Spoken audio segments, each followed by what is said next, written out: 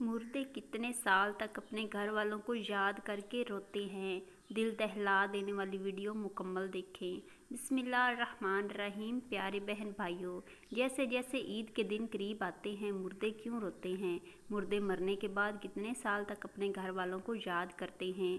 ये दुआ क्यों करते हैं कि काश कभी ईद ना आए? ईद का दिन खुशी और खुशहाली का दिन होता है। कभी कभी खुशी में मसरूफ़ होकर आखिरत से गाफिल हो जाते हैं और कब्रों की ज़ियारत से आखिरत की याद आती है। इसलिए अगर कोई शख्स ईद के दिन कब्रों की ज़ियारत ना करे तो मुनासिब है, कोई हरज नहीं, लेकिन इसको लाजिम और ज़रूरी समझना भी दुरुस्त नहीं। अगर कोई शख्स कब्रों पर नहीं जाता तो वो उसकी अपनी मर्ज़ी है। इसको ताने देना या इसको हकीर समझना दुरुस्त नहीं है। हर कोई ईद वाले दिन कब्रों पर जाना लाजमी नहीं समझता। नाज़रीन, ईद का दिन बहुत खुशी और खुशहाली का दिन होता है, जो साल में 2 मरतबा हासिल होता है। पहली खुशी इसकी ये है कि रमज़ान और मुबारक का महीना आया। इसमें अल्लाह ताला रहमतों और नेमतों की बारिश करता है।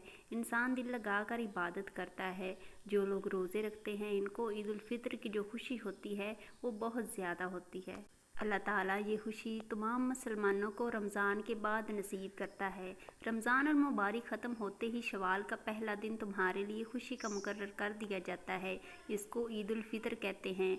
रवायत में आता है, जब ईद उल फितर का दिन आता है, फरिश्ते रास्तों पर खड़े हो जाते हैं, आवाज़ लगाते हैं, ए मुसलमानों की जमात, अपने रब करीम की तरफ चलो, वो तुम्हें एक अच्छे काम की तौफीक देता है, फिर इस पर सवाब अता करता है। तो मैं रमज़ान और मुबारक की रातों में नमाज और रोज़े रखने का हुक्म दिया, तुमने रोज़े रखे, तुमने अपने रब के हुक्म की अताअत की, अब इसका इनाम हासिल करो। जब ईद की नमाज ख़त्म हो जाए तो फरिश्ते आवाज़ लगाते हैं, खुश हो जाओ कि तुम्हारे परवरदिगार ने तुम्हारी मग़फ़िरत फरमा दी, अब तुम खुशी खुशी अपने घरों को लौट जाओ। इसलिए इस दिन को इनाम इकराम का दिन भी कहा जाता है। और जब नबी करीम सल्लल्लाहु अलैहि वसल्लम ने मक्का मुकरमा से हिजरत करके मदीना मुनव्वरा पहुँचे तो अहले मदीना साल में 2 मेले करते थे। जब हुज़ूर पाक सल्लल्लाहु अलैहि वसल्लम ने फरमाया तो उन्होंने अर्ज़ किया, या रसूलल्लाह सल्लल्लाहु अलैहि वसल्लम, ज़माना जाहिलियत में हम इन दिनों में खुशी मनाते थे। हुज़ूर पाक ने इरशाद फरमाया, अल्लाह ने इनकी बजाय इससे बेहतर दिन खुशी के लिए तुम्हें अता फरमाया है। एक दिन ईद उल फितर और दूसरा दिन ईद उल अज़हा। ईद के दिन 2 रकअत नमाज वाजिब है। जिन लोगों पर जुमा की नमाज फ़र्ज़ है, इन पर ईद की नमाज भी वाजिब है, और जो शर्तें जुमा की नमाज की हैं वही ईद की नमाज की हैं। मगर ईद दीन में नमाज का खुतबा नमाज जुमा के बाद पढ़ा जाता है, और खुतबे का पढ़ना और सुनना सुन्नत है। और ईद की नमाज के लिए अज़ान और तकबीर नहीं, बल्कि आफ़ताब बुलंद होने के बाद सब मुसलमान एक जगह जमा होकर नमाज ईद अदा करते हैं। ईद का दिन तमाम इंसानों जो जागते चलते फिरते हैं इनके लिए खुशी का दिन है।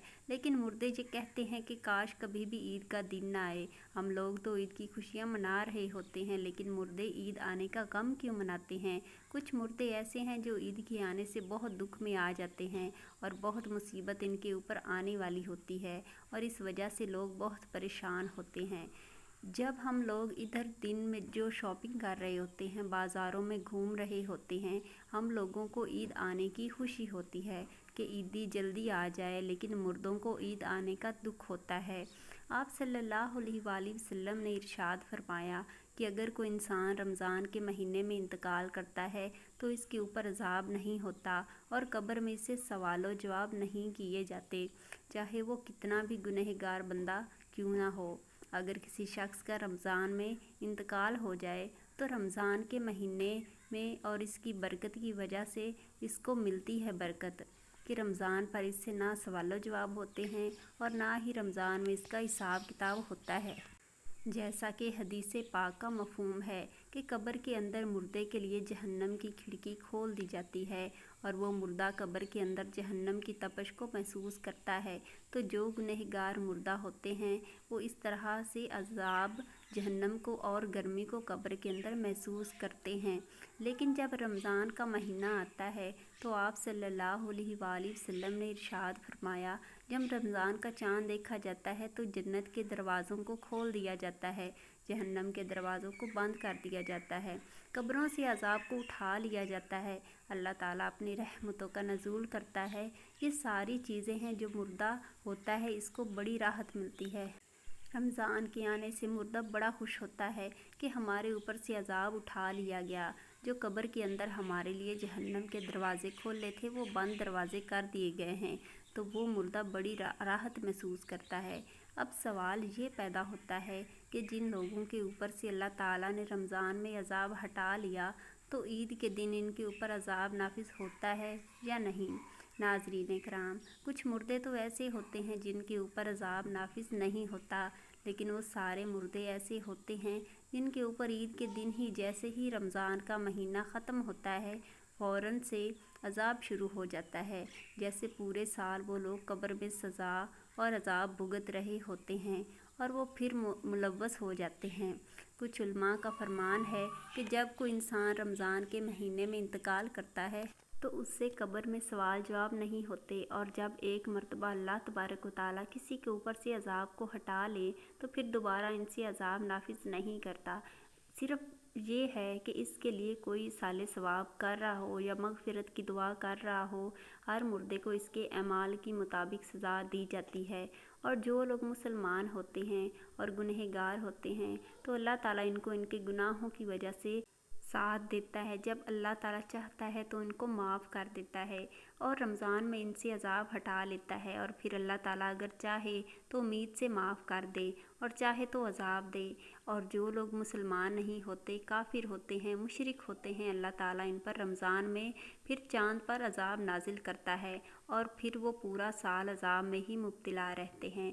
नाज़रीन, जब रमज़ान का महीना ख़त्म होता है तो रमज़ान की बरकतें भी ख़त्म हो जाती हैं, शैतान को कैद से रिहा कर दिया जाता है, मुर्दों पर से रहम का मामला ख़त्म हो जाता है, जहन्नुम के दरवाज़े जो रमज़ान में बंद थे वो खोल दिए जाते हैं और जन्नत के दरवाज़ों को अल्लाह ताला बंद करके फरमाता है इन सब बातों का इल्म मुर्दों को होता है।